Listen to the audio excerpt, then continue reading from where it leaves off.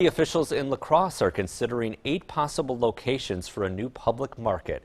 They say the location is important for the market to succeed. The city brought in the co-founder of the Milwaukee Public Market to gather more expert advice. News 8's Jordan Fremstad is here now with continuing coverage on this story. Mike, La Crosse economic planners hoped they would have had a location picked by now. However, that process has taken a lot longer than they expected. But they say the location is so important, and if they get it wrong, the market won't be successful after it's built.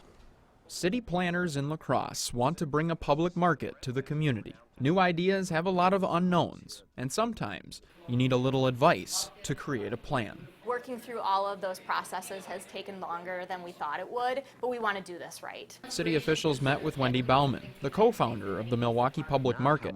She explained how they were able to create a plan from the start of the idea to the construction of the project. 15 years later, the market draws more than 1 million people every year. I think lessons learned are good. I never think of them as being best practices, but good practices. So in our journey, we researched and traveled to many markets across the country. We attended international public market conferences to really get a sense on, what does this look like? What are some good ideas? What has worked? What has not worked, and why? Wendy says the downtown location of the market and the locally owned businesses have helped make Milwaukee's public market successful. But it takes a lot of hard work to fundraise the money to build something like this. And there are other challenges La Crosse economic planners will face. In Wisconsin, we have seasonality.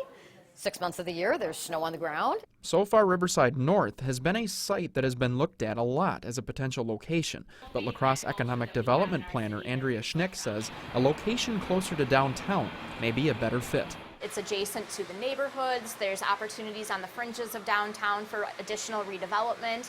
Bauman says the Milwaukee Public Market can be a guide for La Crosse, but ultimately this future market needs to have its own unique style. And I also see that sort of vibrancy in the city and that sense of independent and locally owned businesses that's not foreign to the city, and that is a big magical part about the market. Now, city officials say they have 7 more private locations. They want to get that down to 3, and once they narrow that down, they'll reveal what those locations are. Now, didn't the city do a study on this already, and what's the future timeline look like? Yeah, they did. Aaron Zaretsky is his name, if you remember, and public market development in a study that he authored really actually showed that an economic or a market in this area would actually thrive. So we have a good market for that. Now, depending on the timeline, it all depends on how they're able to fundraise money and different things like that. So with the Milwaukee Public Market, 1997 was when the idea came about, and it didn't open until 2005. So we kind of got to wait and see. A lot of time there. Yeah, absolutely. So it all kind of depends on what they do with planning. Thanks, Jordan.